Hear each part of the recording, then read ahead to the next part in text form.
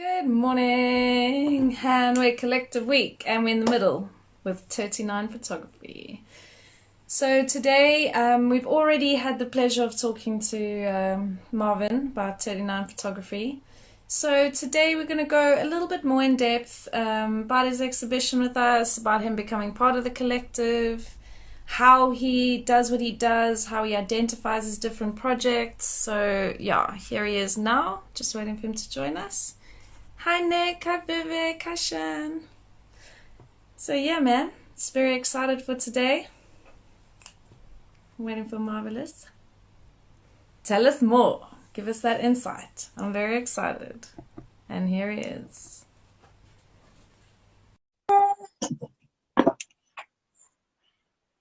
you see it? I'm wearing the merch, I'm wearing the merch. Oh, we're waiting for him still. I'm wearing the merch.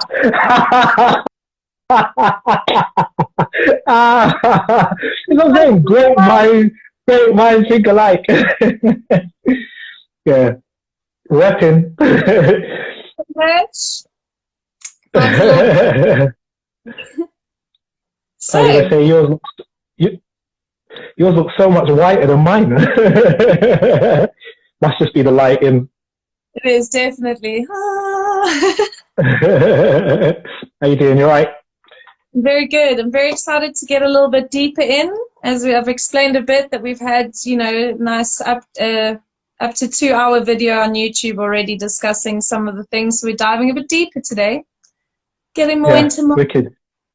Just want to sorry, Missy Lee.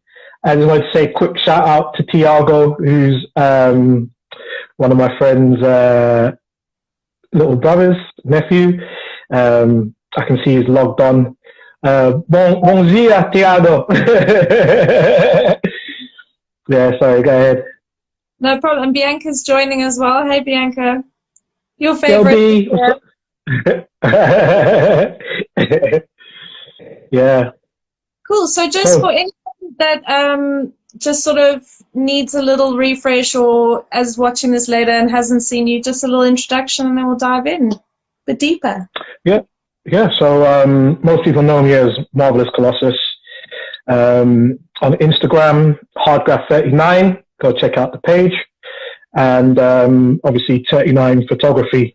I'm a amateur photographer. I would never like to say at this stage I'm professional, just simply because there's so many great photographers out there who have put in the time. I've been doing this for just over 3 years now.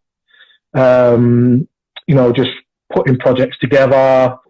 I started off with my Hardgraff39 page, taking pictures of graffiti, which then eventually led on to Terty9photography. As you can see today, which I'm really putting a lot of focus on at the moment. And yeah, it's really helping me at the moment, to be fair. As a photographer, just getting so much experience, doing projects with different photographers over the period of time, meeting different artists, graffiti artists, organizers, that kind of thing. So yeah, that's the basics of me. My background is in sales. Me and Rickylee used to work together. She's mentioned a few times. I was her manager. Sorry? Yeah, she survived. I was a manager at IKEA for a period of time. And then, yeah, we've just been friends for just over 16 years now, I think it is. Yeah, something like that. And, eventually it's kind of gone full circle, really. We started off working together. We went our separate ways in terms of work.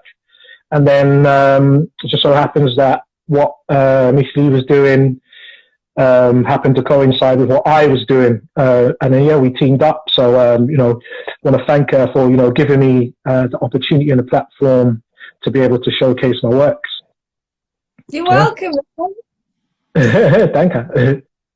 So now that we have the introduction to Marv and we've already gone through the standard artist conversation, I wanted to talk a little bit today with him about the projects. And if we can go back to the beginning of Hardgraff 39, how do you identify a project, or how did you decide on a project? Like, what was your mindset back then? Yeah, so if I go to the start of Hardgraff 39, it might be a bit easier to see how the flow came about. So basically, I also partake in martial arts. I used to kickbox. I used to be an instructor. When I say used to, I suppose I still kind of give advice now. I've had the privilege of working with, coaching, training, fighting with professional kickboxers and MMA practitioners as well. I've also competed in Brazilian Jiu-Jitsu under the banner of London Street Fighters, probably one of the best martial arts gyms in the UK. And I would say probably in the world, they've had fighters on almost every single platform there is at the moment. Maybe not some of the very new ones, but they've got a catalogue of experience. And what it was is I was doing my jiu-jitsu, and I'd set my plan up for the year, roughly about 4 years ago. And what had happened is I'd set my plan, I'm going to train hard. I'm going to show my coaches that, I deserve my blue belt through competition, through hard training, through my commitment. And I picked up a groin injury. And this was earlier on in the year, in that year.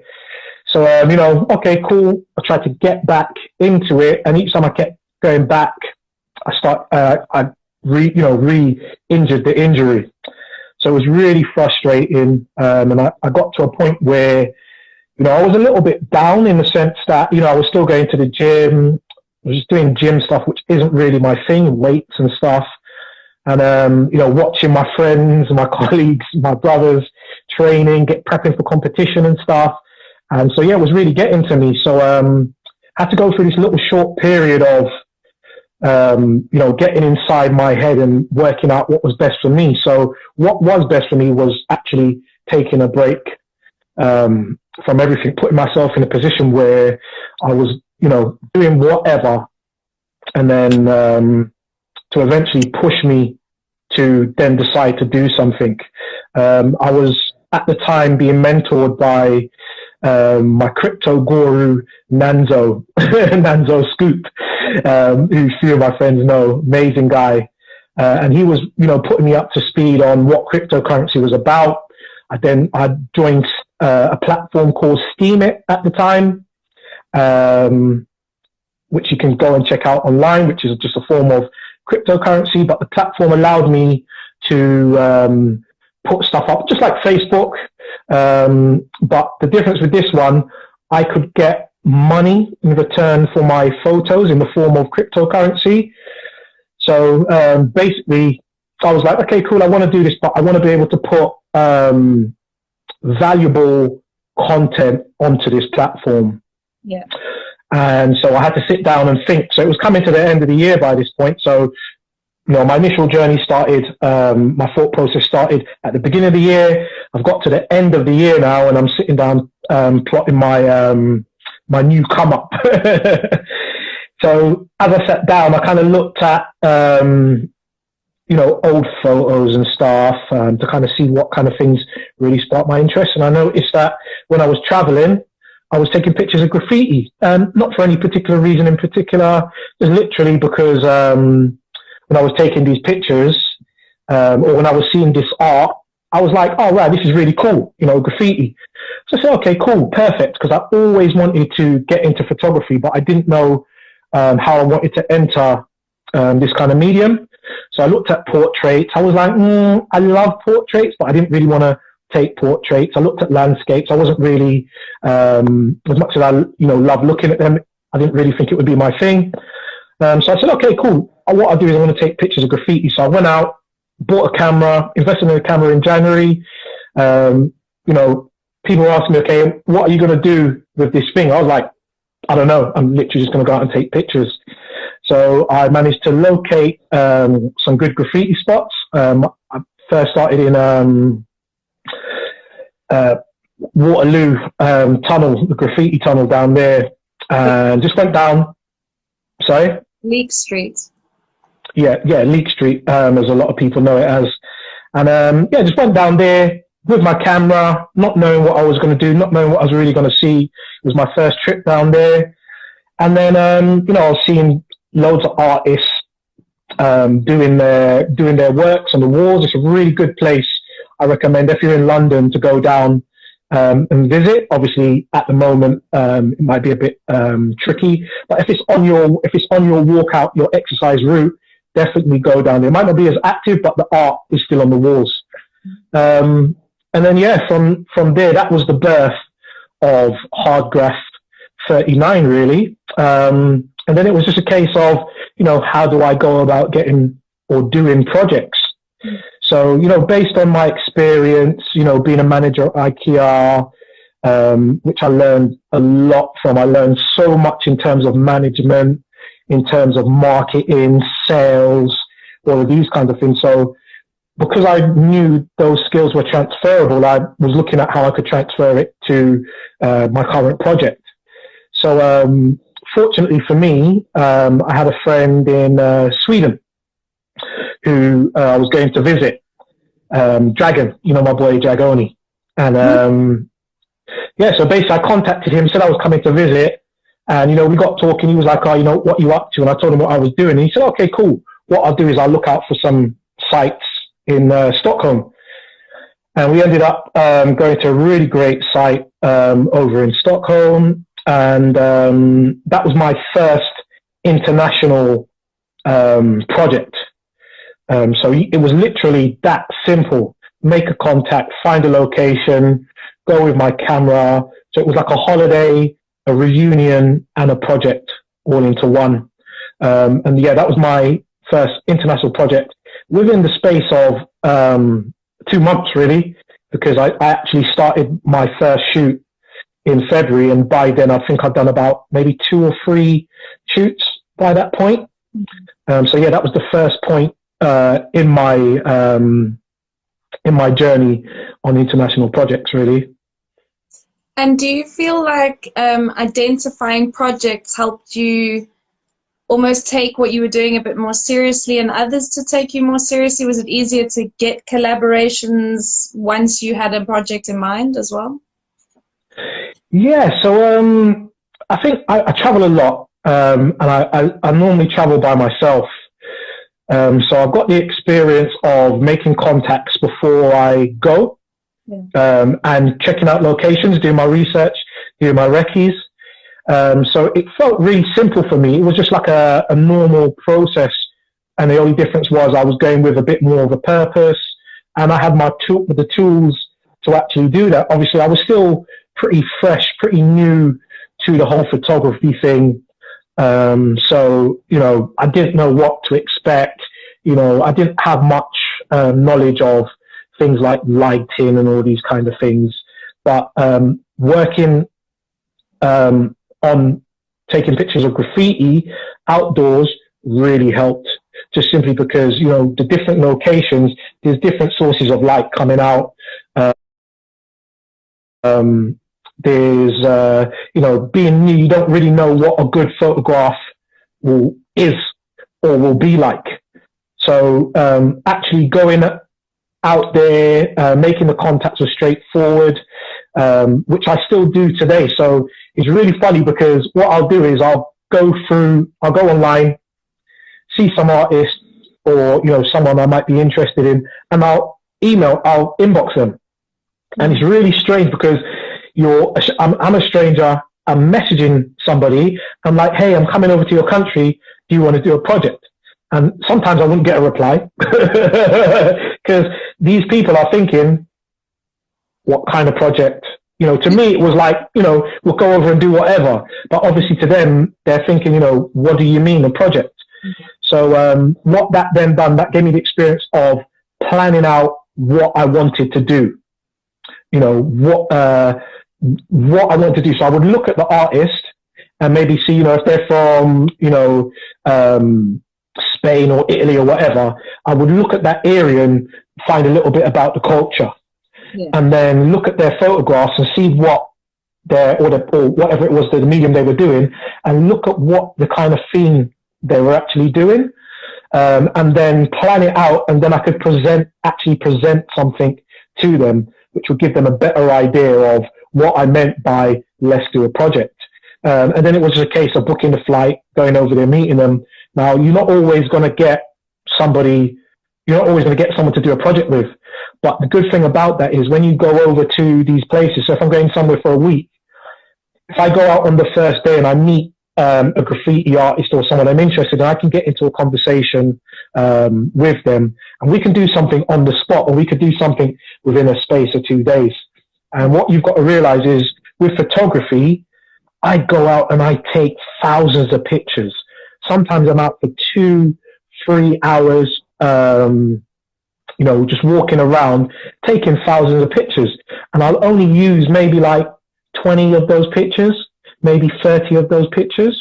So it's actually a lot easier than maybe, some upcoming photographers or anyone with that idea of getting involved in this kind of thing. It's actually a lot easier to actually execute than you would think. The next process in that for me was just practicing, doing as many projects as possible, and getting used to editing my pictures, getting used to how to bring out specific colors, how to make colors pop out when I've got, maybe half of a shadow on one picture and the light on the other. So a lot of my style is to give you a feel for that area. Mm. I'm not worried if someone walks across my shot. Sometimes it makes an amazing shot. It really gives you the feel, gives you the ambience of what I'm trying to capture. So, with Terty9 photography,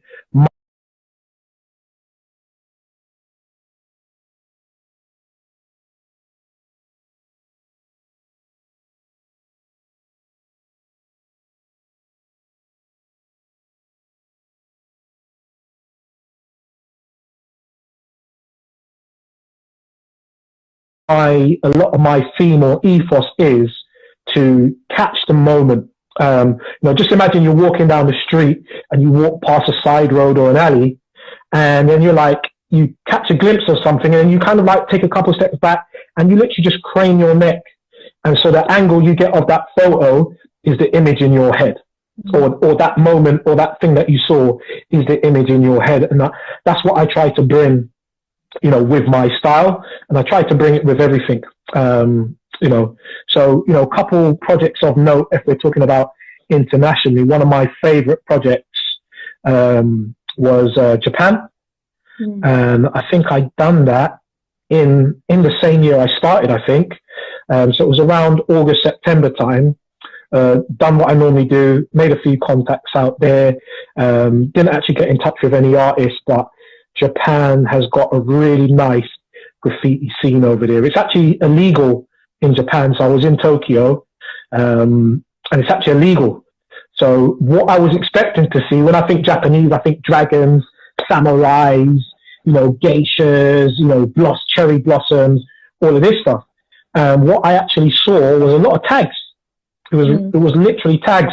Just simply the fact that these artists have to get their work up quickly, because you can actually go to jail for defacing property. So you can be fined. You can do something like anywhere up to 3 years for taking pictures of graffiti. And it doesn't matter if you're a foreigner. They will arrest you. People were letting me know, just so you're aware, they will arrest you when you go over there. So it was a really great way of getting to know Tokyo. So to this day, I know my way from Setagoya through Shibuya and certain areas around Shibuya. I discovered some amazing restaurants. I met some amazing people. A really good friend of mine, black belt in Brazilian Jiu-Jitsu. He fights out of Carpe Diem. A guy called Haysom, Rida Haysom, and he's from Ghana, but he lives in Japan. He speaks fluent Japanese. He's been over there most of his life. So it's a really good way to make connections, but also a good way to experience different cultures, get the experience of shooting different areas. You know, you come up, you find yourself with different obstacles and things like that. I think one of my second favorite ones, projects, was my European tour, which was Copenhagen, Malmo, so Copenhagen in Denmark, Malmo in Sweden, then I went on to Amsterdam, and then I went on to Hanover.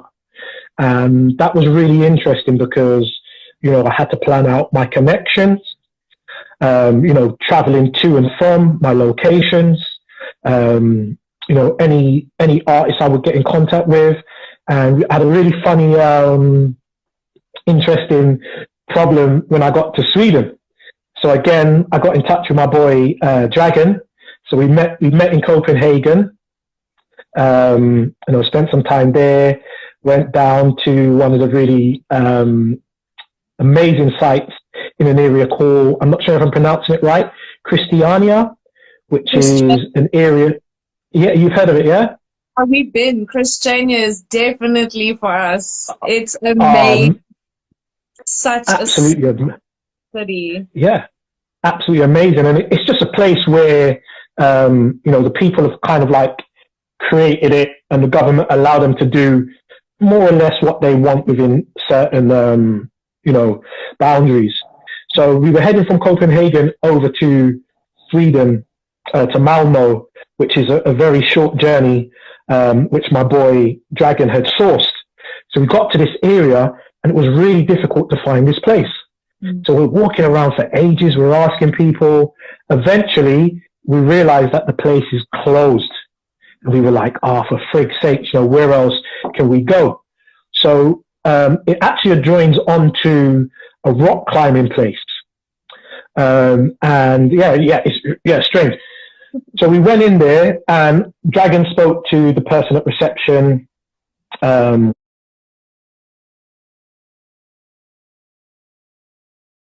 You know, and basically came out and said, the place is closed. We're not going to be able to get in. It does adjoin, but it's closed. We're not going to be able to get in. So I said, do you reckon they will let us through the fire exit to go in there? And he said, well, you know, it's not really like that here in Sweden, you know. And then we started walking, and I stopped for a second. I said, well, do you know what? It's a no if we don't ask. So I might as well go because it's still 50-50. And he goes, I don't know if they're going to do it, bro. And so I went inside, and I explained to the lady, you know, I've come all the way from England. You know, I'm doing this project. I'm doing this international project, blah, blah, blah. And she said, okay, cool, no problem. We won't be able to supervise you, but you can go in there. And then, you know, when you come out, just let us know so we can close the door. And so I went back out and said, Dragon, yeah, seriously. I was like, Dragon, we're in. And he was like, what? And I was like, yeah, you see, you've got to ask. Like, this is it. You've got to ask. The place was amazing. The fact that it was empty was even better, because I got some really, really good shots in there. And then, yeah, we just went and we took the photos. So that was a really big win, a really big confidence booster for me as well. And then, yeah, I was like, okay, cool. And then, you know, from there I went on to Amsterdam. So I planned my route, and then I went on over to Hanover, which was a really good place to go. So yeah, that was, you know, for me, a couple of international trips. And I think Berlin, which is one of my favorite cities, again, was another one where you can find art everywhere. The culture is amazing. You know, a lot of the people speak English in Berlin. So, you know, the language barrier is not a problem. You know, on your walk, it's so easy to get around. The transport is really cheap over there as well. I've got some really good close friends over there, so you can make a really good holiday over there. I think I was out there for like 2 weeks. I had my niece visiting me over from Hanover. I had my boys Robert, Nima, and Sammy, who I would meet up with. We'd go out, we'd go get food. I had some other people who I've met from Steam It. So at this point now, I'm actually making money for all the pictures that I'm uploading onto this site, which I can then turn into fiat cash, you know, into actual money into my bank account, which was really, really, really good. Very good. The thing that I think I love about, and I often wonder how you do all the things that you do, because there aren't enough hours in the day. But I think what's fantastic in the kind of thread through both your pages really is everything is in action. It's like you're always in action. And I love the way that you took your love of traveling and then just made a way for your hobby to really sort of fit in and be more honed, and a skill that you've just developed over and over. And going back through your Instagram pages it's so nice to see like Marvin's journey through both sides, because your portraiture now is so much better than in the beginning. But even in the beginning, like, you know, you've done so much with the graffiti that you have picked up your eye and the way that you want to take pictures. So I think it's fantastic that, you know, people can hear this and understand that your holidays, when it's something that you love, it's not like you're, oh, I have to take my camera out. It's like, sweet, I can go to Japan, I can take this thick project that runs alongside my holiday. You're still earning that money, you know, and that's where I think it's so important that people pay more attention to where they take their free time. Because as we've learned now, we're forced to have free time, a lot of us, you know, a lot of people do anything. But free time is so precious when everything is working, you know, and we can't keep living, you know, you're sad in your job or you're frustrated. You must make the effort to get out there. And I think utilizing your holiday where you can, you know, do stuff and relax and chill, like you say, you have a great time. You meet phenomenal people. You go places normal people can't go. Marvelous, isn't it? I think it's so important that people can understand that you need to be able to make the time, and if it's something you're passionate about, that will just come. But to link them in as much as possible is really interesting. Very good. Well, just off the back of that, that is what has helped my Terty9 photography to grow. So doing all those projects on Hardgraff 39, what I realized is, so, you know, I'm in Japan, I'm taking amazing pictures of, or some pictures of some amazing graffiti, but at the same time, I'm trying my hand at something that I wouldn't normally do. So capturing pictures of people in a crowd, capturing pictures of buildings and stuff, which then inspired me to do stuff on, you know, with Terty9 photography. So you mentioned stuff like portraits and stuff. So how that came about is, when I joined Instagram, I started following a guy called Berlin City Lights over in Germany, in Berlin. And he was taking these amazing pictures, like these amazing portraits, and they were all of himself. So imagine this guy's got like thousands of pictures, hundreds of pictures, thousands of pictures on his Instagram, and the majority of them were of his face. And each picture looked different. You know, there was emotion in there. He put little quotes. Yeah, there you go. That's my man, Michael Knight. Shout out to Berlin City Lights. It's like to keep it still. So that's actually one of my pictures from one of my exhibitions. And yeah, working with him. So I went and worked with him. I contacted him. There's a really funny story to that, because basically I'd actually met him before in Berlin and wasn't aware of it. So I met him training at my friend's gym in Schöneberg, a gym called Berlin Academy. So my friend, really good friend, he's like a brother now, Robert, runs this gym in Berlin. It's one of the, you know, best gyms in Berlin. And I actually rolled with this guy. We fought, we got talking, and so I was planning my trip to Berlin. So I contacted my friend Nima to let him know I was coming over. And he was like, you know, if there's anything I can do to help you, because he could see what I was doing, let me know. So I said, you know, if you know any artists or whatever, you know, get in contact. So he put me in touch with this guy on Facebook. I contacted him and we got talking, and I was like, hold on a sec, you're Berlin City Lights.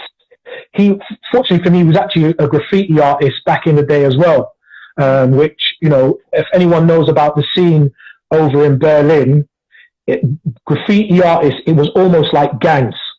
So it was really serious stuff, like, you know, different crews would get into fights and stuff like that. You could get yourself into a lot of trouble over there back in the day if you were part of a graffiti crew. So we made the contact. We realized that we'd actually met before. He'd actually told Nima that I trained at London Shoot Fighters. Nima came up and put the connection together because he's a big fan of my bro, who does MMA, and then we made that connection there. So when I met Berlin City Lights, he took me through some portraits. He took some portrait pictures of me. And then we kind of kept in touch while I was out there. So one day he gave me a call, said, "Hey Marv, what are you up to today?" And I said, "I'm going to take a trip down to this place called Tuffelsberg." I'm not sure if I'm pronouncing that right, which basically translation is Devil's Mountain. And it's like an old spy base on top of a really big hill. It's a really nice scenery, like forest and stuff like that there, but it's covered in graffiti. So like artists, musicians do graffiti, music shoots down there. Artists go there to do their graffiti all over the place. If you're ever in Berlin, go down to Devil's Mountain. It's an amazing place. So I said, "I'm going to go down there." So he said, "Oh, give me like 5-10 minutes. I'm going to call you back." I said, "Okay, cool." Call me back 5-10 minutes and goes, "Okay, cool. I'm going to drive you down there and we're getting in for free." I said, "What? How do you do that?" And he goes, basically, he knows the guy who owns the place. He knows the owner of the place.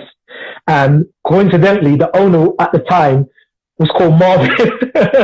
He's a German guy called Marvin. So I was like, "Oh, this is fucking meant to be." So we went down there, had an amazing shoot. He brought his dogs down. He sat around while I went around taking pictures, and then he kind of like followed me around.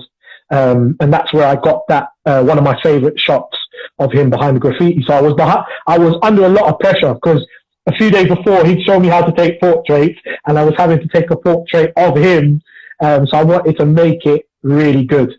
So yeah, that was, one of my, really good experiences. But off the back of that, I got to shoot in the O2, and I also got to shoot, some of the stuff that I really love, i.e. jiu-jitsu.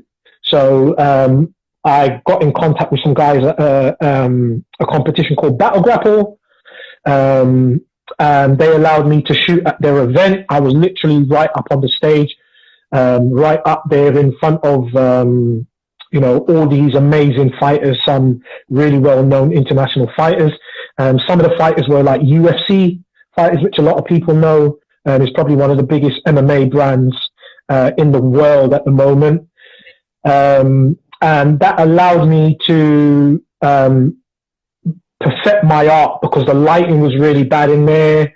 Obviously, people are moving around, so my experience of jiu-jitsu, my understanding of where people might be, what might be a good shot, but then I had to make sure I was in the right place in regards to getting the lighting right. And if you go on my page, you can see, I think I've been to like 3 or 4 events. You can see the progress of my style. Yeah, there you go. That's one of my shots from there. I think that's one of my earlier shots. And you can see that the style is just not straightforward photography. That was developed from working with the colors and all the different problems I came across with doing the Hardgraff 39 shots, doing the graffiti shots. So yeah, that has been a great help. And again, the O2 gig, working or shooting one of the biggest international artists, an artist called Davido. He's one of the biggest, if not the biggest, African artist for what they call Afro beats at present in the world. And that came about having a conversation with somebody, talking about graffiti, letting them know that I shoot graffiti, them wanting to see the work that I'd actually done, and then them saying, well, can you shoot a concert? And I was like, yeah. I was like, yeah, of course, no problem. And basically what happened is I had to buy my equipment. So I looked into shooting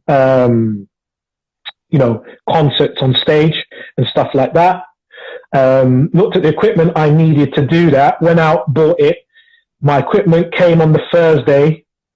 I learned how to use the flash, I learned how to slightly operate the flash, tested it out on Friday at my brother's house.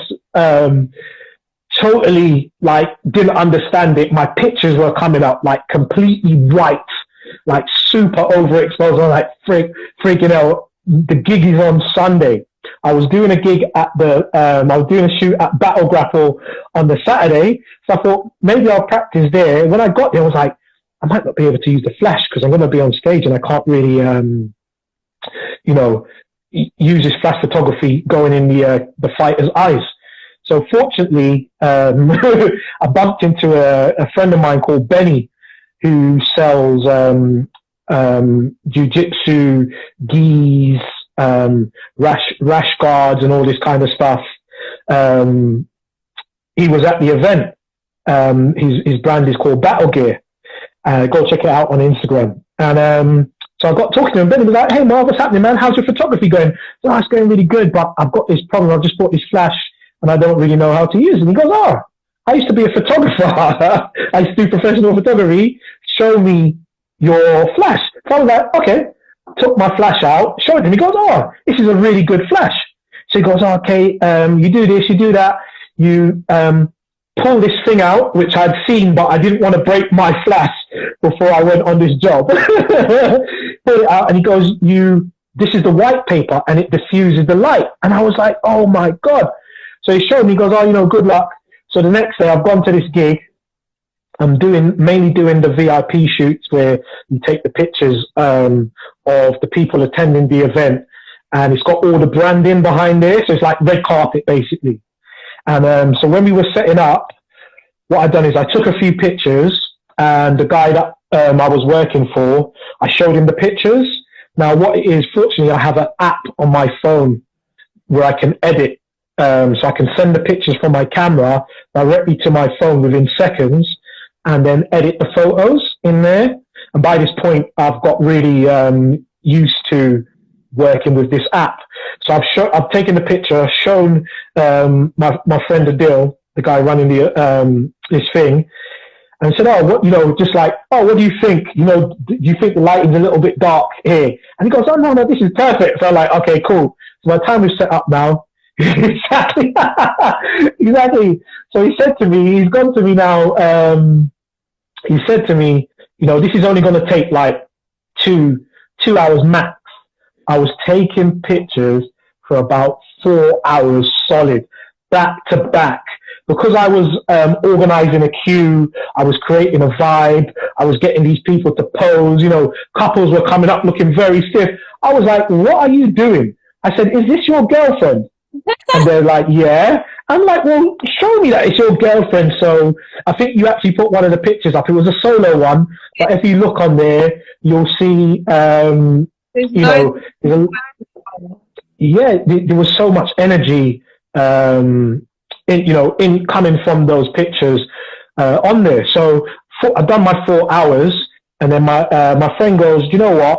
Because he already had other members of the team doing the on stage, the backstage, pictures of the crowd and all that kind of stuff. So he goes, "Marv, why don't you go out there and see what pictures you can get? Maybe we can use some of your pictures." So I went out, started taking the pictures in the O2. And for those of you that have been in the O2 arena, it's absolutely massive. So yeah, those are some of the couples that I took pictures of there. So I went out, took my pictures. I was miles away from the stage at that point. Those are some backstage pictures. If you scroll down a little bit more, you'll see some of the on stage of the artists. I was miles out. The lighting was terrible. It wasn't really somewhere where I could use. So if you go down there, you can see my on stage pictures. So I am literally miles back. If you scroll down a little bit, Rickylee. So if you go back up, let the thing go back up to the inside the arena and stop there, where that close-up picture there of Davido on stage in that multicolored jacket, I was miles away. But because I'd gained the experience of working with the lighting and how to utilize the light to get a better shot, I was able to get those kind of quality shots. I was backstage. I met John Boyega. There's a picture of John Boyega in a room with his crew and stuff like that. And then at the end of the day, when I sent them the pictures and stuff, these guys were like, wow, this is amazing. And remember, these guys got loads of experience with events like this. And they asked me to do feature events, which I eventually did. I think last year, there was an art house festival in Shoreditch, which I was able to take some pictures of different various artists international artists from abroad. So yeah, literally from that, in the space of 3 years, I've done international projects. I've worked with professional photographers. I've worked with international artists and also some amazing graffiti artists. Some people might know crews like Gums and Tongues, artists like this one, Captain Chris. Like there's so many amazing UK artists. Dan Kitchener, I haven't managed to work with him yet. We've spoke a few times, and he's actually given me a shout out as well while he was doing one of his murals. If you guys know, I'll see if I can find that video. So it's probably one of my proudest moments. One of my photographer friends, Rachel Rafael, bumped into him in Croydon and got talking to him and was like, yeah, I got a really good friend who's a really big fan of yours. Could you give him a little shout out? And I was like, yes, Rach. Wicked. That really made my day. So yeah, that side of it, projects, starting up, making the move, for me, because my personality was easy, but because I recorded it, I would, definitely recommend anyone wanting to get involved in this. And it's not just photography, it's art. Get in contact with some of these amazing artists that you follow. And if they say no, you've been brought to their attention. And as you progress, who knows, in 5 years' time, they might have forgotten that, but next thing they're contacting you and you get to work with that artist. One of my favorite artists, he's not that big. He's a Ukrainian artist called Sidok. Me and him are really good friends now. And we've done a few projects together, and he's introduced me to other international artists and even introduced me to some UK artists that weren't really sure about me at the time, because the graffiti scene, these guys are worried about, if I'm taking pictures of their faces while they're doing work. These guys, depending on where they're doing the art, again, they could get massive fines. There's like £1,000 fines. There's the possibility of going to jail if prosecuted as well. So I really have to understand the culture as well. So I would say really get to know, understand, really immerse yourself in that environment in order to get the best out of yourself. Yeah, and then if we can just talk a little bit, there's kind of a bit about your exhibition, but if I'm honest, I think with the time we have left, I would like to delve a little bit more into the mindfulness side, the kind of how you've been able to do all of this, because obviously, we talk quite at length about your exhibition, but with the time remaining, I mean, obviously, if you have left over, I'd love to jump onto your exhibition, but I feel like so many fundamental things happened once you got more mindful that I'd love to hear more about that and your journey, because it's helped massively. So I hope that it will help other people. But yeah, if you can sort of take us through your own personal journey with it and how you apply it in your everyday. Yeah. Okay. So honestly, now that I've been doing it, I'm being coached in mindfulness. I've been doing mindfulness literally most of my life, from a little kid. And the thing I mentioned earlier, what got me started into this photography, that was a mindful moment. I was aware, of my mindset at the time, that I was going down, and I needed something to kind of bring myself back up, make myself productive again, get myself enjoying the things that I was doing. I don't want my life to be just work, my 9 to 5.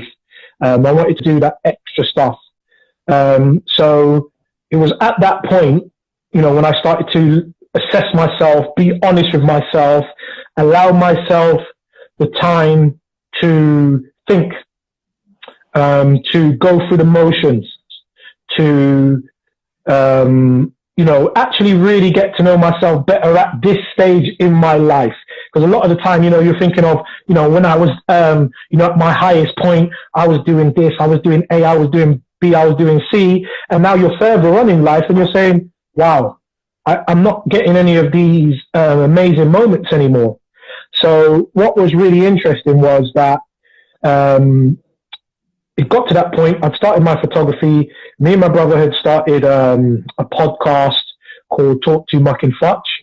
We were interviewing the likes of Chase and Status, Mark Wright from The Apprentice, so many different artists, and Tim Sheaf, who's a really massive activist for veganism. He's also Bianca's saying bye. Bye, Bianca. Oh, bye, B. Bless up New Zealand. And so working with Tim Sheaf, who's a free runner, interviewing him and stuff like that, talking on subjects about flat Earth and all this kind of stuff. And then what happened is our studio that we were using got burgled, equipment got stolen, so we had to find another venue. So one of my colleagues and good friends, who's also a mixed martial artist and a BJJ practitioner, Sophie Albert, she knew someone who had a studio. So she said, "Oh, Marv, I'll put you in contact." And she'd actually been on our show as well, because she had a fight coming up, female fighter, trying to give her a little bit of a bit of limelight, her and her opponent, and give her an opportunity to explain what she does, because girl's amazing. Like, she's a bit like me in the sense of she works, she goes, she trains, she does this, she does that. So she put me in touch with a guy called Guillaume. So Guillaume has a studio. He does a podcast called Mindfulness News, which we've spoken about quite a lot. And he's also a fan of Mike. So he was like, "Yeah, sure, no problem. You guys come down. You can do our studio. You can use our studio." So when we went down to his studio, we all got talking. He started talking about mindfulness. And then we realized that we had a few things in common. And he started to mention some things that he started to put names to processes that I was actually using. So I was very unaware of a lot of the processes that I was actually using. I didn't realize they had names. They were, in the field of psychology, they were actually terms for some of the processes I was using. And he helped to bring that forth. I then started to do mindfulness sessions with him, doing his 8-week course, and started to learn different processes and ways of doing meditation. And a lot of the time people think meditation, they associate with Buddhism. They associate Buddhism with religion, which it's actually not. It is and it's not. Some people treat it like a religion, but it's actually a philosophy. And it's a day-to-day philosophy. It's a philosophy you can apply to almost everything within your life, because almost everything within our life we're using our minds. I do read a lot of books as well on that kind of thing, a lot of books on the mind. So I was already getting familiar with a lot of these terms and processes. And so what he then done is, how that helped me with what I'm actually doing in my day-to-day life was, I was learning how to process, or how to meditate, and how to improve my meditation. And what I want to say is, a lot of people, which I also thought the goal of meditation was to get to this empty mind of absolute silence. And he brought it to my attention within our first session. That is something that is not really possible. Some people say they've achieved it. Okay, cool. But on a whole, it's not really possible. What I'm doing is training my mind, which is a muscle, to not give the constant negative talk continuously, to make myself more aware of those negative feelings like, oh, I can't do jiu-jitsu because I've got my groin injury, I can't do it the way I want to do it. And then that thought leads on to, I'm not going to get my purple belt. I'm not going to, make my mark in this. I'm not going to achieve my goal. And then how it's affecting all my other day-to-day life and stuff like that. You see, yourself doing this, your energy levels going down because you've got this negative rhetoric floating around inside of your head. And what he showed me how to do was capture that moment, see that moment, recognize that moment, and then replace it with a more positive thought that is going to help me progress in what it is I'm trying to achieve. So whether that be within a relationship, whether that be in working relationships, whether that be in learning how to focus on doing my work. And it gave me a really big insight into how I work best. And I call myself, or my like a scatterbrain. I always want to do loads of things, and a lot of the time those things were different things. And so it meant that I was in conflict on the amount of time that I was putting into one. So I go through a period of day-to-day philosophy. So philosophy you can apply to almost everything within your life, because almost everything within our life we're using our minds. I do read a lot of books as well on that kind of thing, a lot of books on the mind. So I was already getting familiar with a lot of these terms and processes. And so what he then done is how that helped me with what I'm actually doing in my day-to-day life was I was learning how to process or how to meditate and how to improve my meditation. And what I want to say is, a lot of people, which I also thought the goal of meditation was to get to this empty mind of absolute silence. And he brought it to my attention within our first session. That is something that is not really possible. Some people say they've achieved it. Okay, cool. But on a whole, it's not really possible. What I'm doing is training my mind, which is a muscle, to not give the constant negative talk continuously, to make myself more aware of those negative feelings like, oh, I can't do jiu-jitsu because I've got my groin injury, I can't do it the way I want to do it. And then that thought leads on to, I'm not going to get my purple belt. I'm not going to, make my mark in this. I'm not going to achieve my goal. And then how it's affecting all my other day-to-day life and stuff like that. You see, yourself doing this, your energy levels going down because you've got this negative rhetoric floating around inside of your head. And what he showed me how to do was capture that moment, see that moment, recognize that moment, and then replace it with a more positive thought that is going to help me progress in what it is I'm trying to achieve. So whether that be within a relationship, whether that be in working relationships, whether that be in learning how to focus on doing my work. And it gave me a really big insight into how I work best. And I call myself, or my like a scatterbrain. I always want to do loads of things, and a lot of the time those things were different things. And so it meant that I was in conflict on the amount of time that I was putting into one. So I go through a period of doing loads of jiu-jitsu, then I'd neglect my personal training or my own, any other projects I was doing outside. And then I would find myself thinking, I'm spending too much time on jiu-jitsu, I need to improve my photography. And then I end up doing more photography, and then I feel like I'm neglecting something else. And then that allowed, what I realized is before I started doing the mindfulness, I actually figured out on my own how to put that all together. And that was, I love traveling, I love meeting people, and I was taking up this new skill, hobby of doing photography. And I'd actually combined it together. The mindfulness allowed me to realize that that was a good process for me, and that I was on the right path, and how to improve doing that. And so, the mindfulness for me, also even now in times like, we're in lockdown. This is really unusual times. I'm so used to working and being calm amongst the noise. It's so crazy, being slightly anxious when there's silence. Like, silence is so loud. Silence is so loud. I've been experimenting over the weeks with different processes, being organized, freestyling, half organizing for a certain bit of time.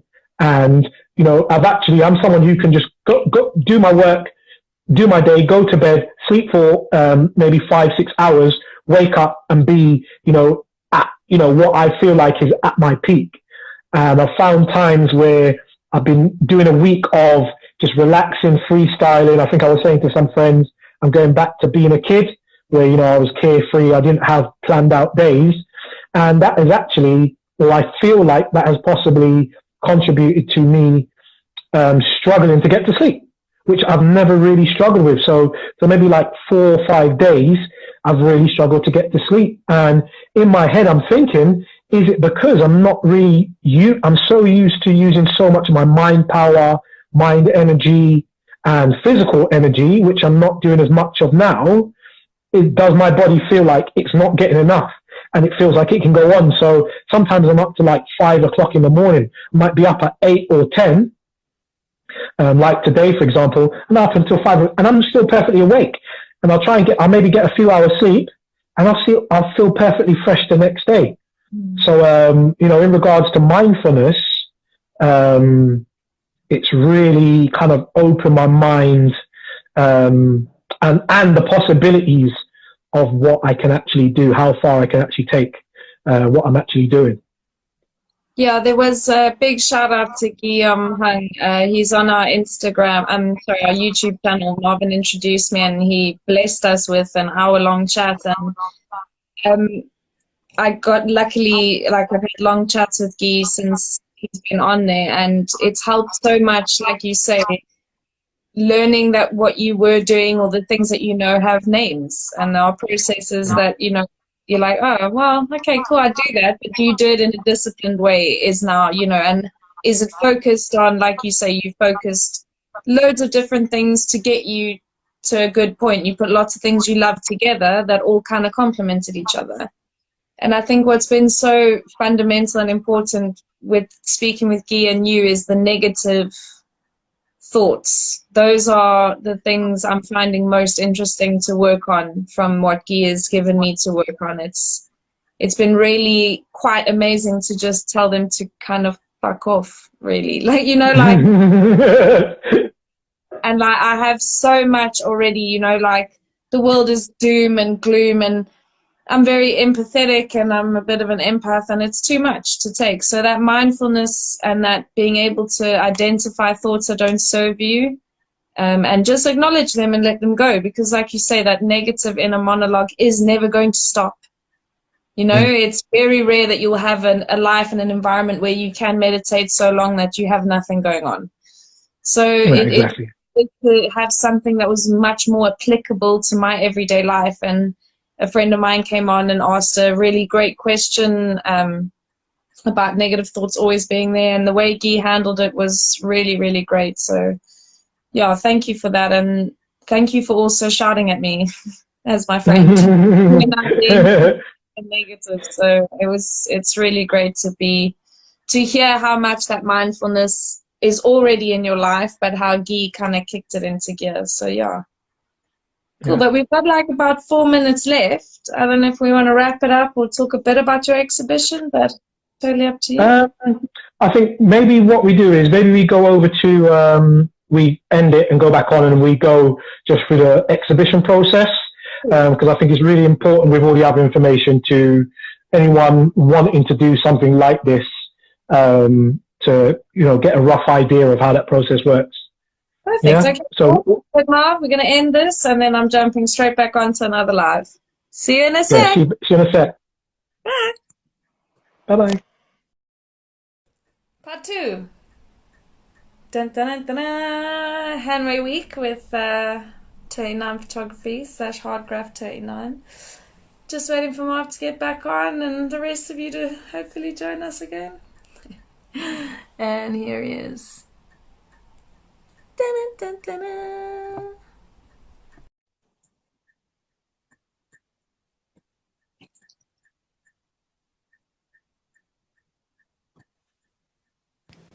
Boom, boom, boom. And you say, well, well.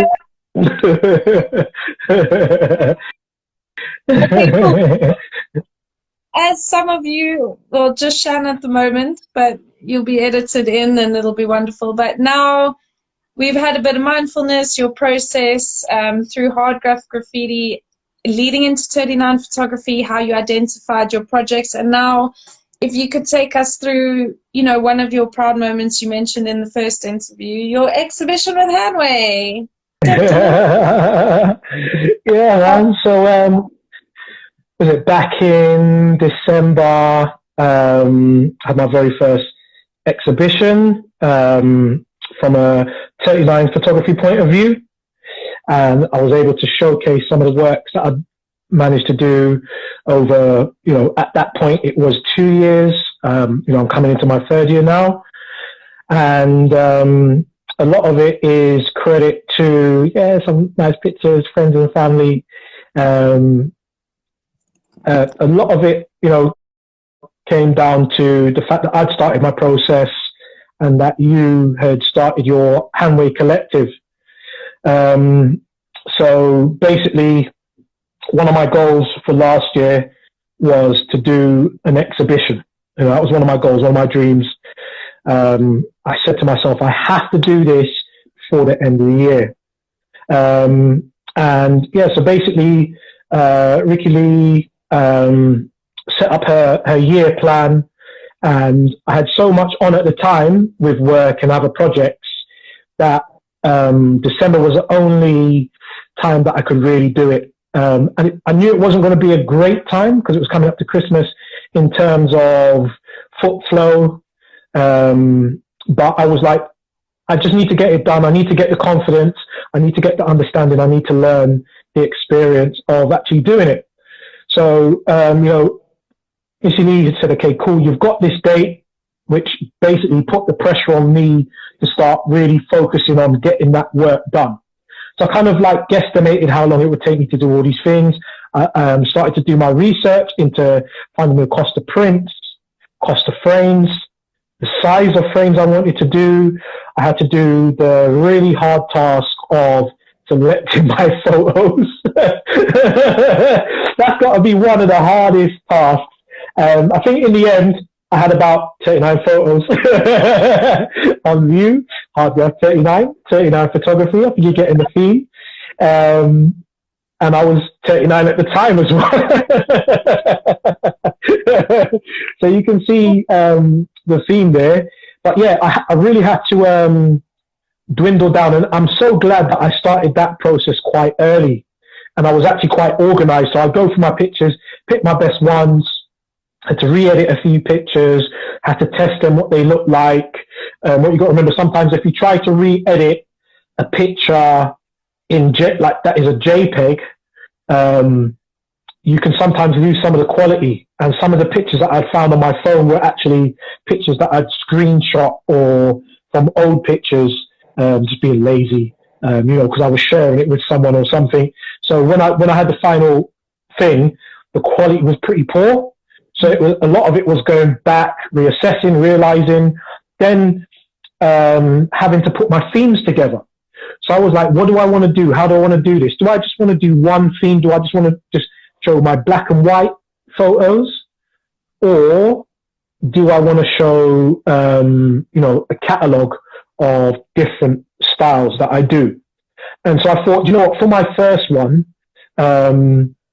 what would probably be interesting for the, you know, the different types of people that might be passing through, but also for me to get the feedback on what do people like, you know, because a lot of the pictures that I really like, which are my favorite pictures, when I posted them on Instagram, they got like 2, 3, maybe 4 or 5 likes. And then, you know, a picture that I was like, yeah, I'll just put it in there to make up the project. They're getting like, you know, 30 likes, 40 likes, whatever, you know, 50. And I was like, okay, cool. So there's a psychological aspect to it, which I was starting to learn. And I started to look at what pictures I had like that. But also for me to get more feedback, I put in the pictures, a few of the pictures that I really liked as well, that don't normally get as much attention as some of my other pictures. Yeah. So obviously I had no idea how it would go. So what I had to do is I had to categorize these, and then I had to come up with a theme. Or I decided to come up with a theme. I didn't have to, but I decided to come up with a theme. So I put a certain amount of pictures within that theme, whether it be colored, and then it was the process of eliminating, you know, bringing that number down to where, because obviously because of the space that we had and the facilities that we had to put those pictures up, which I think really worked at Troy 22 in London, just off Tottenham Court Road. Our mutual friends, Bar, Louise Toster, and our really good friend, Laurent. You can see the space there. Is more? Can you see the other side? It's not really that big, but for some reason it really worked.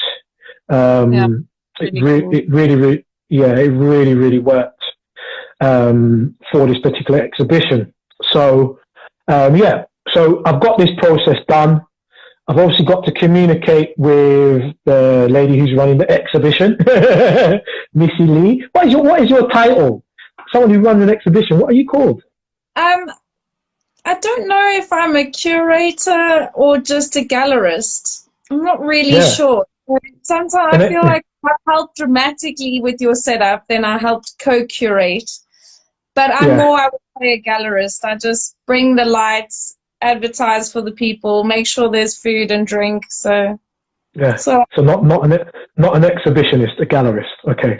Well, I might be a bit of an exhibitionist at points of my life, but not with the art.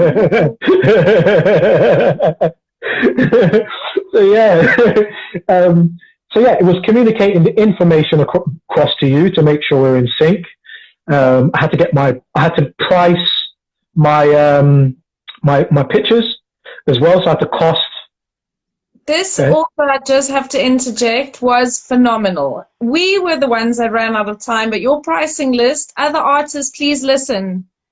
Please talk to Marvin about how to price all of your things, okay? That was quite important, but we got through it. Most commercial one to date, you know, well done, Marv. But I just want to reiterate, so good to have, like you say, that IKEA organization where you didn't just think about your art. There was so many other aspects that you thought about, which really helped. I mean, there was still people 5 minutes early to Marvin's show. That's how much people love Marvin. But it was a great vibe. It was a good feeling. But also having that pricing list, you know, had we had a few more minutes to chat about it, would have been a lot more flowy. But people also, you know what I mean, they know where we are and we're growing and we're learning. But yeah, that was massive for me. And to just say thank you for being so organized. So carry on, Marv. Well, I had to lead by example for what I put you through, so I couldn't come up short. All that talk, and then I'm not actually doing it myself. So it's like now we're coming up to exhibition time now, exhibition week, and what had happened is I'd taken the Thursday and the Friday off, and I planned to do some little bits on the Wednesday. Unfortunately for me, I fell ill. I got hit with the flu, which possibly could have actually been corona. I don't know, but I was like feeling really messed up. Like, and it was one of those moments where it's like, no, not now. Like I've still got things to do. I still need to print off my little dialogue for each theme. I still need to print them off to the right size, A3 size. I still need to laminate them, which I was meant to do on the Wednesday as well. And I still need to print off my costing list, my pricing list as well. So, and I still needed to buy the frames. So I'd already picked up the prints. Fortunately, the place where I get the prints from, who do really good prints, they came up so much better than I thought, so much clearer. Let me say now, it's worth going to get paying the money to get some test shots that you're probably not going to sell, just simply to test the quality of your pictures and what they look like in the frame. Take those test shots to a place with frames, put them in the frames that you intend to use, and hold them up, put them around. Imagine how you'd want it set up in your location. So check your location and see how the light works with the lights, and how the plastic or the acrylic, or if you're using glass, how it works. Or if you're using no frame, how it actually works with your pictures. It's going to be so important. And I got that experience from attending some of the Hanway collectives, because I'm one of the photographers at the Hanway Collective, testing the different sources of lights coming in, how that's going to make my picture look. Because you can have a really amazing photograph and the light is shining on it and people just walk past it. That can be a real big confidence knocker if you don't understand why people are not looking at or going towards your amazing picture, because they can't see how it's going to look in the place where they want it to be. So what I decided to do was go home, get some rest, and get up earlier than I had originally planned to go and buy the frames at IKEA, 39 plus frames, because I thought about getting a few extra, even though we already had some spare frames for me to use at the time. So I woke up that morning and I was like, oh my God, I feel French Connection UK'd right now. Yeah. Like, I need at least another 2 hours before I can get out of this bed. So I slept for another 2 hours, got up, dragged myself, got myself ready, dragged myself to IKEA, walked around, picked up the frames. Luckily, I'd done my check on the frames beforehand and checked if they were in stock, because it was the day before, so double checked that they were in stock. Went down there, picked my frames, put them on a trolley, went down to the checkouts. At this point now, I'm absolutely starving. I'm feeling like even worse now because I'm in motion amongst all these people. I'm queuing up to pay for the frames. I'm queuing up to get myself a hot dog. I think I bought a hot dog, like one of those, some meatballs, a drink, and a donut. I took a bite of the hot dog. I had a few meatballs. I took a bite of the donut, sipped some of the drink, and sat there for about 10 minutes.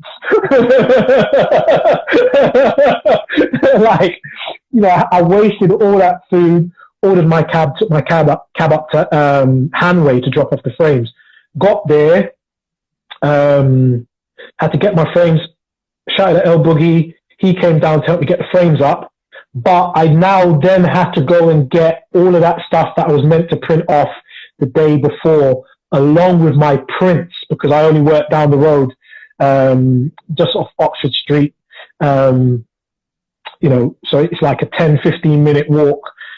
So got down there now, got to my gym, got on the computer, started to print some stuff off, and then I need to laminate the stuff. So I'm printing off these A3s, laminating these A3s, and then the laminator kept just slightly going off kilter. So it would totally ruin it, which meant I then had to go and print again, and the printer is not in the same place where my computer is. So I've got all this stuff going on. I'm feeling absolutely wounded. I've got people asking me questions. I'm printing this stuff. So I had to take a breath. I had to use my mindfulness. I said, Marv, if you rush, you're going to keep getting it wrong, and it's going to take more time. Just take your time with what you're doing. Remember what you did wrong the last time, and then just go easy. So at the same time, I'm contacting Missy Lee. They're bringing up some equipment to the venue, and obviously they're having a few issues themselves coming up, bringing the stuff up on the train, which was, and I was like, these are some of my closest friends. I know that they're going to make their way there, and if they're late, it's late, you know, it's not the end of the world. You know, we got bigger fish to fry here. So I made my way up. Fortunately, we got there not too long after each other. At this point now, I have to take all the plastic off the frames, and then you got to take all of that safety stuff off the actual perspex as well. So when we got there, Missy Lee was like, okay, this is Shannon's territory. Now, this is Shannon Lee's territory. Shannon Lee, boom. So Shannon Lee was like, bam, switch on. Okay, Mark, you do this.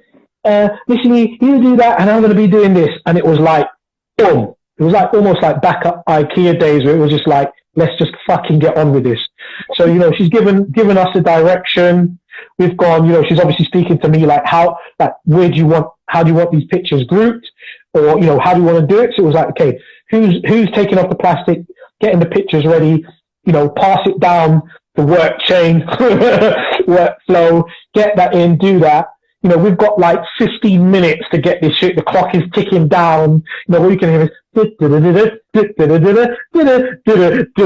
boom. You're hearing all of this in your head. And like Missy Lee said, we literally got it done almost bang on time. Like, some people came like a little bit early, maybe 5 minutes early, but like it was almost bang on time. Yeah. And then at that point, when everybody started to come through the door, I was like, pop. All of a sudden, I didn't feel ill at all. Like literally, I just had so much adrenaline pumping through me. So even though I'm used to being on camera, I'm used to talking in front of people, you know, I used to teach seminars, you know, I used to teach classes. I've had to speak to, you know, people high end in my business, IKEA. I used to be part of the steering group in IKEA. I've been on health and safety boards as well. So, you know, I've had to, I'm used to that, but I still get that rush. I still get that nervous energy, which I think is it's actually really good. It really helps to fuel you if you do your prep before. Yeah. Because at least when your thoughts start to come into your head, it's like, oh, I know this. Oh, I've done this before. Someone asks a question, you know what you're talking about. You know, printing out my theme for each section really helped because one, I had to think about it and write it, narrow it down to, you know, a certain amount because I only wanted it on one piece of paper. So I've already gone through that. So when someone's asked, you know, what was your thought process behind this photo? I've already thought about it. I don't really feel, you know, so under pressure in that moment, even though I was feeling pressure, but not so much.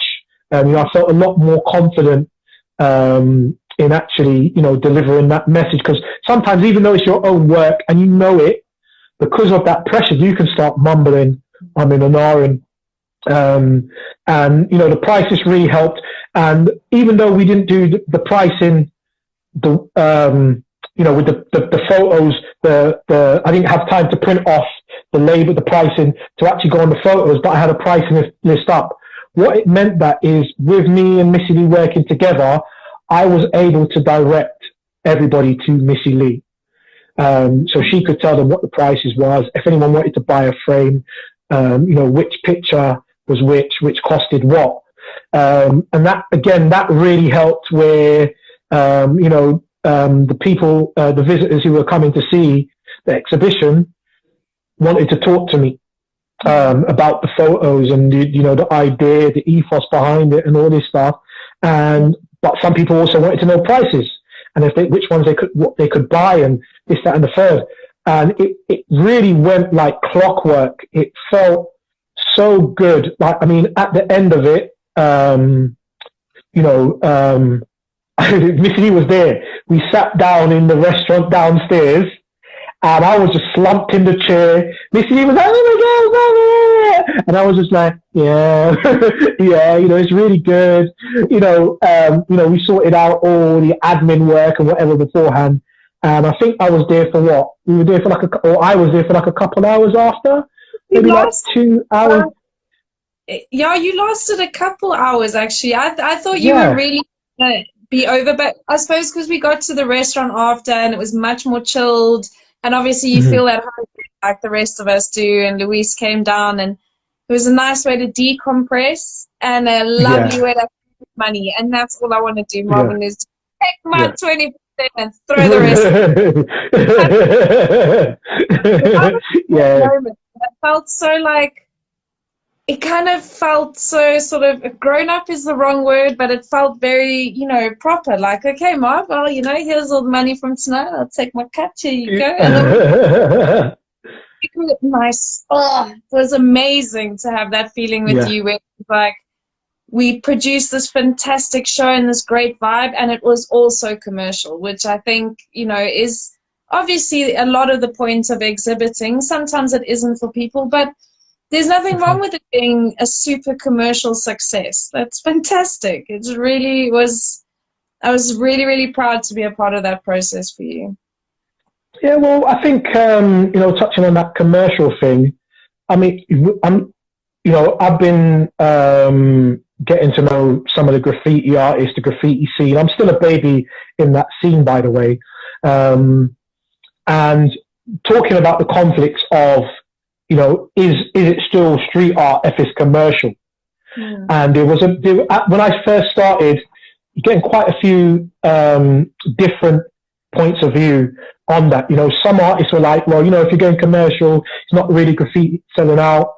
I was fortunate to speak to or do a project with an older artist who actually was around in the 90s in the States. He's actually he's based in Hastings now. He's part of he goes by the name of Sped. That's his artist name, and he was able to talk me through the process. So he was like, well, back in the day, we used to do tags, we used to do throw ups, we used to do pieces, we used to do stickers. It was all graffiti. You know, he was like, art is infinite.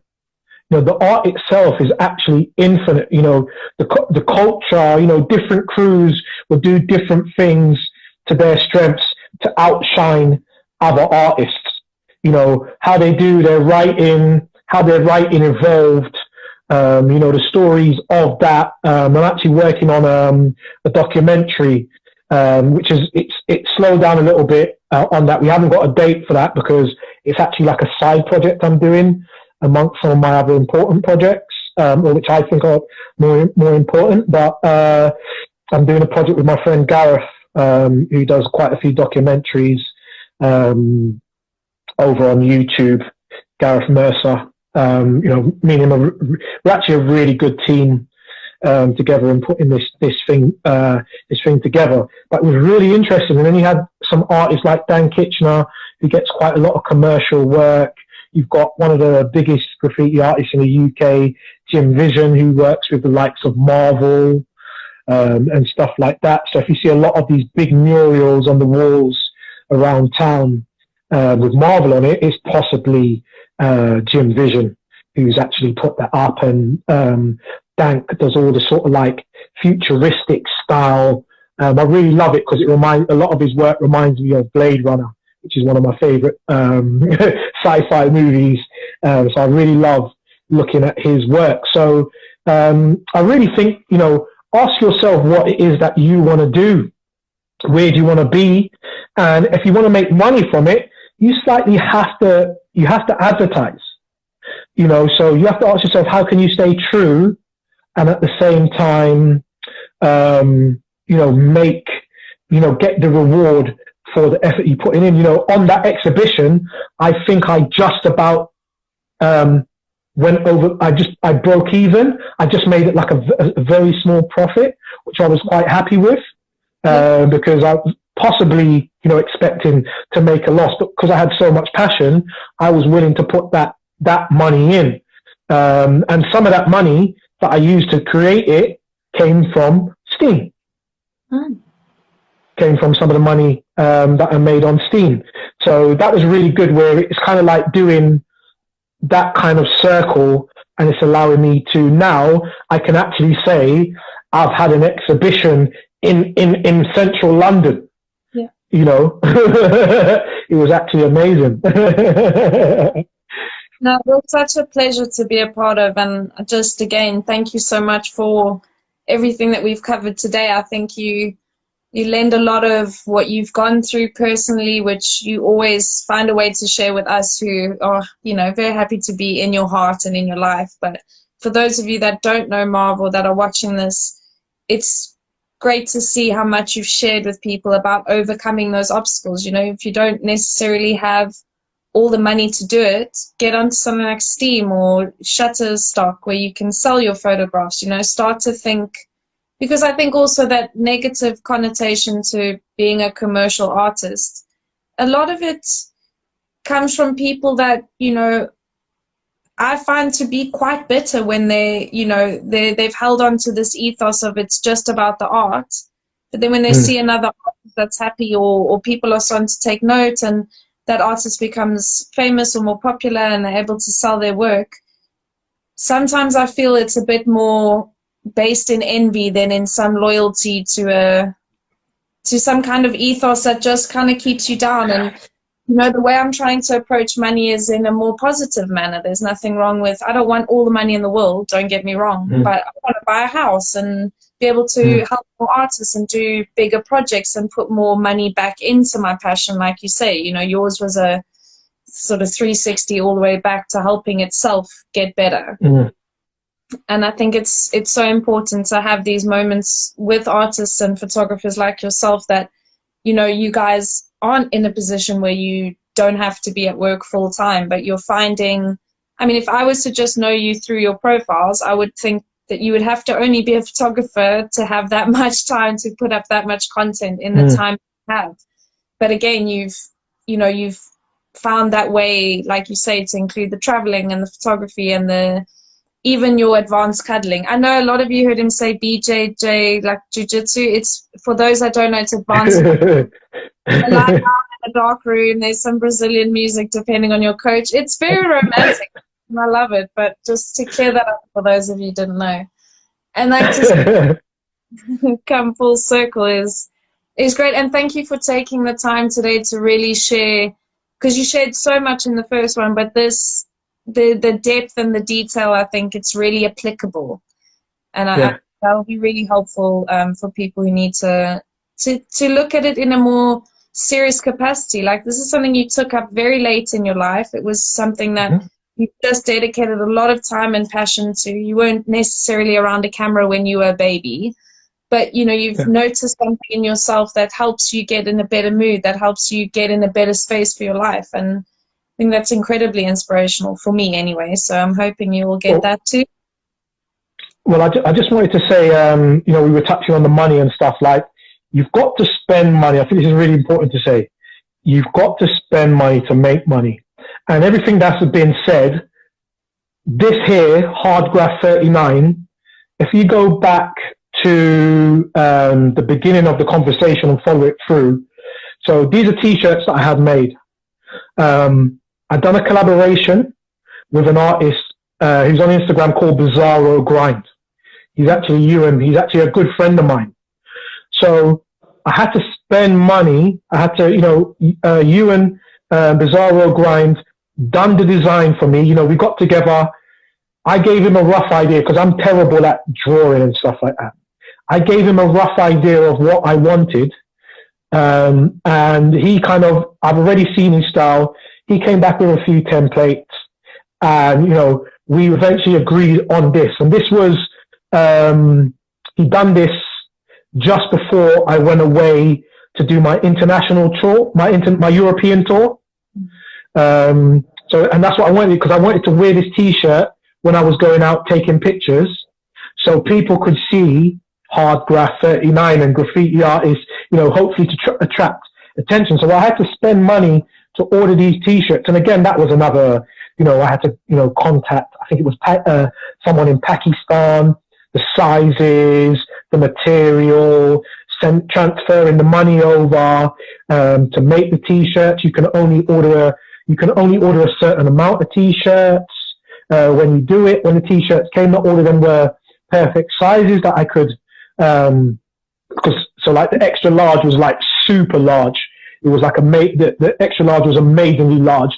So I've probably got a couple of spare t-shirts, still at home, which I might possibly not make any money from it. So, I'm in debt in terms of what I put in and what I'm getting out from it. But what it does do now is, 2 years later, I can still go around. I still have my brand. I can still go around. I have a design. My friend Bizarro Grind now has, years down the line, can now say, depending on, where I go with my art, I've collaborated with this, and I can do designs for t-shirts. I can do pictures for you. I can do this kind of art.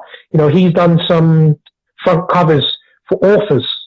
The possibilities are only limited by your imagination. Yeah. The resources are there. Like if you think about how much you spend on teas, coffees, cigarettes, food that you didn't really need to get, a pair of trainers that you didn't really need, the jacket that you had to spend 500, 600, 700. You know what I could do with that money? I could get a holiday. I could probably make some t-shirts and I could buy some sandwiches. Do you know what I mean? So I think it's really important, that point that, we were going over just a minute ago, mindset. You have to have the right mindset. You have to be in the right mindset to do all of these things. But open your mind, think outside the box, ask people how they are doing what they do. Because like you just said, if you look at my Instagram page and my Terty9 photography page and my Hardgraff 39, and you look at all of the things that I've done in this short space of time, you're going to think like, where the hell does this guy get this money from? Friggin' hell, he must be getting paid thousands of pounds. How did he get in touch with this particular artist? Wow, he's up close and personal with these international artists, these MMA stars, these stars of Brazilian Jiu-Jitsu, kickboxing. He's working with this professional photographer. Oh, he's working with this artist. I go out and I talk. I go out and I ask people, do you wanna? And a lot of the time they say no. They probably, but you never know. You never know that unless I tell you. So it doesn't knock my confidence in any way, shape, or form, simply because that is just, that is part of life. The no's and the getting turned away is part of the experience.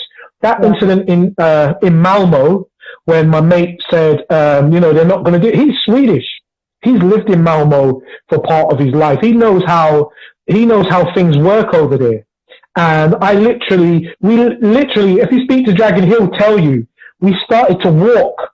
And then I just stopped, literally stopped in our tracks and said, do you know what? It's already a no if we go to this next place that we're trying to look for, which we're not 100% sure where it is. Let me go back and ask. A foreigner in someone else's country asking somebody, can you let me in to a building that doesn't actually belong to you? You have access to it, but it doesn't actually belong to you. And just because of the way I worded it, I think it was the way I worded it and my polite approach to the lady on reception, that might have been a big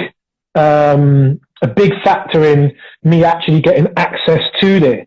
And for me, that was a big win, but it was also an amazing experience. I might come across that again, and it might be something I really want to do, and they might say no. Yeah.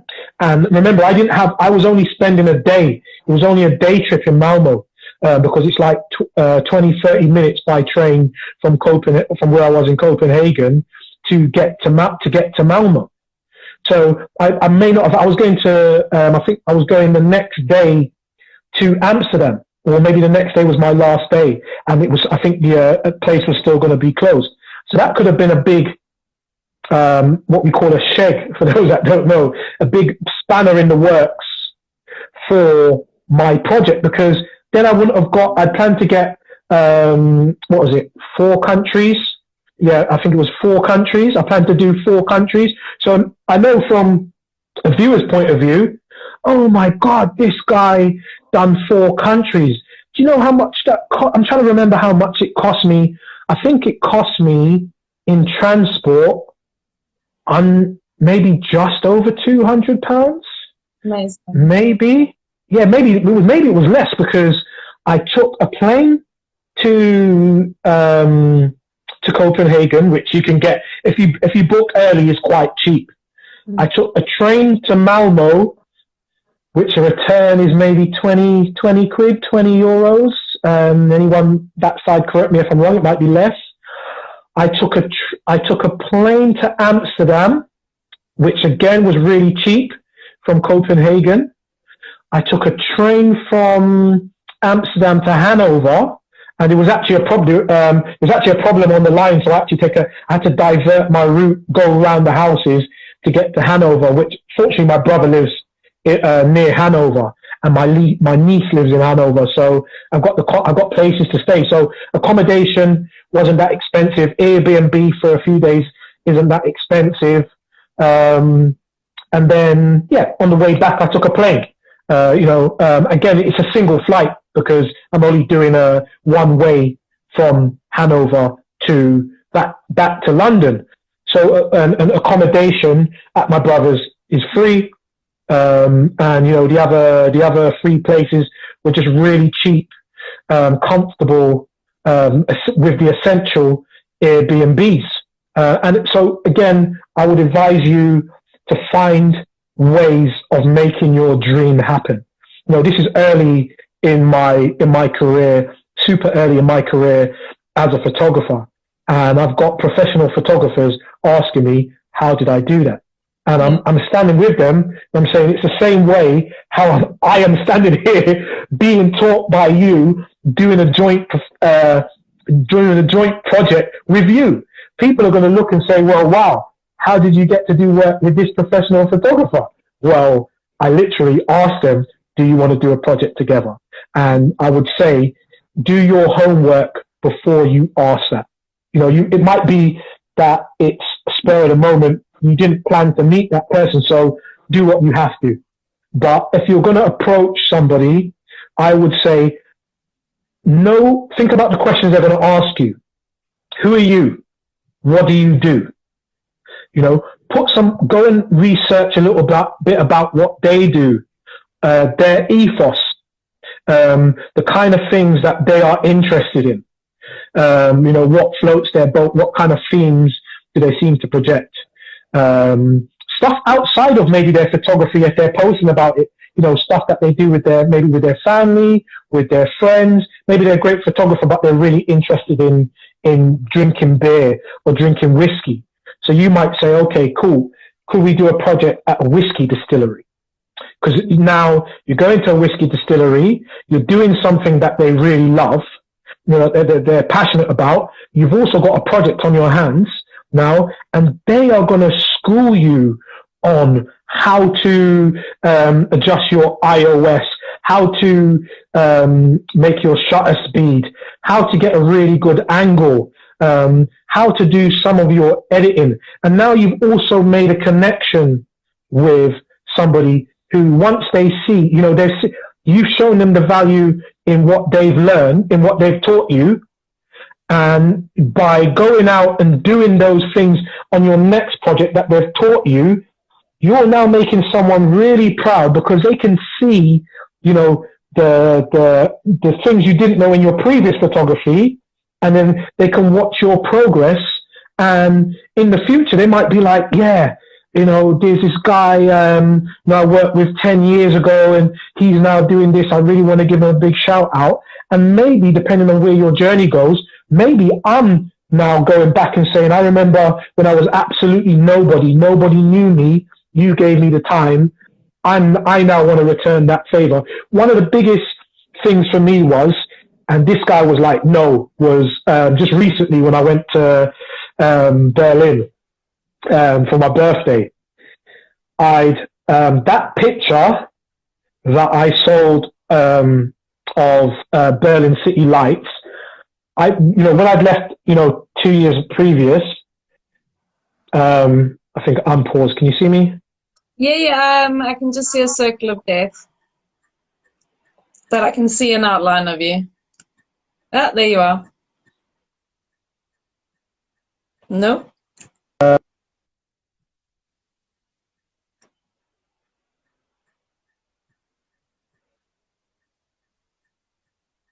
Internet, this is not a good look. Hello. Hello. Can you hear me? Yeah. Okay, yeah.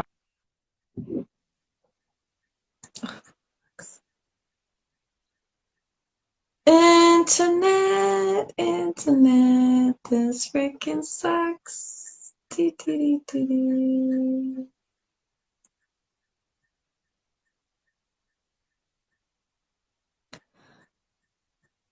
Please, just let Marvin come back. Come on.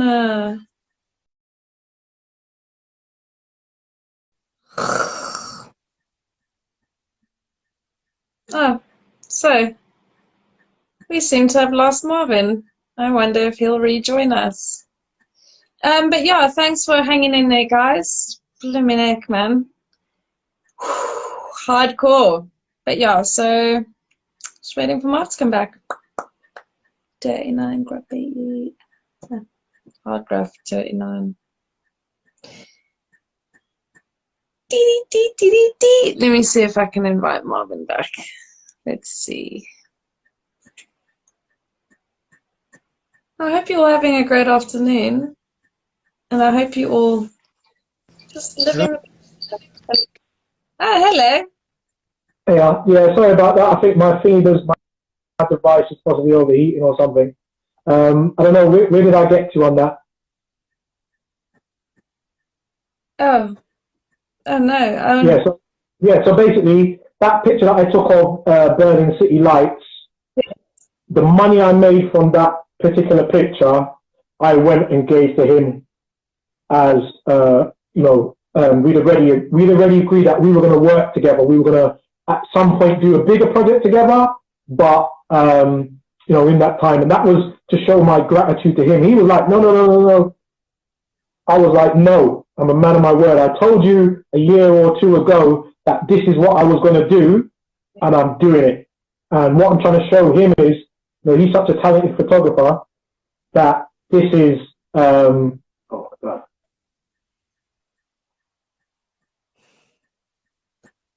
Hi, internet. Hello.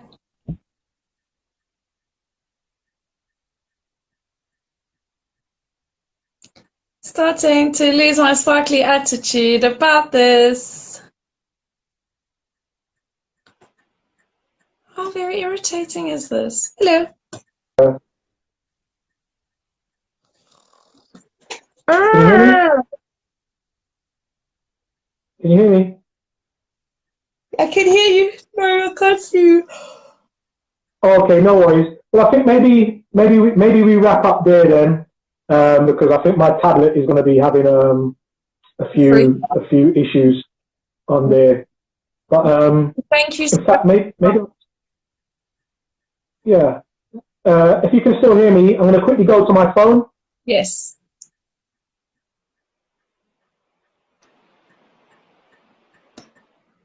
I cannot believe you've misbehaved like this, internet, in the last flipping few moments.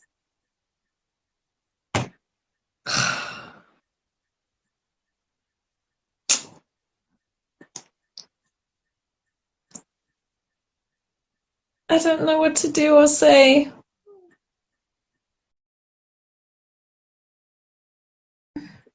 I don't know whether to. I don't know how to leave it, or do I let Marv come back in? I'll try add him one more time, and then we'll wrap this up. But thank you so much for sticking the course, guys. We've covered a lot. Can you see me? No, it's a circle of death, but I can hear you perfectly. Okay, yeah, don't worry about it. Yeah, I mean, again, this is perfect example of sometimes when you're doing stuff, things go wrong, Yeah. And at the end of the day, you just got to deal with it and move on, make the best of it. So yeah, just I think maybe we wrap up there at that point there. But yeah, and I just want to say a big thank you to my very close friend Missy Lee. What's up, Cal? I can see you. Happy belated! It was my nephew's birthday recently. Yeah, so I just want to give him a shout out. Love my nephew, such a good boy, or young man, should I say now? Freaking, he's almost taller than me. Freaking heck. But yeah, I just want to say thank you for interviewing me. I love the fact that me and you get to work together again. It's absolutely beautiful, and I hope to work with some more. I've had the privilege of working with family, some really close friends. So yeah, I think I want to see, look back at this video now, and then in 5-10 years time, see how far we've gone. Yeah, I can't wait. I feel so lucky to have interviewed all of you, because I see this phenomenal greatness in you, and I'm really, really excited to see what comes out next. So just a huge thank you so much for doing 2 with me. So elated, but a lot of great information that I think can really help a lot of people. So thanks for always trying to help, Marv. Yeah. You're the best. All right then, chicken. And guys, I'm doing the peace sign as well.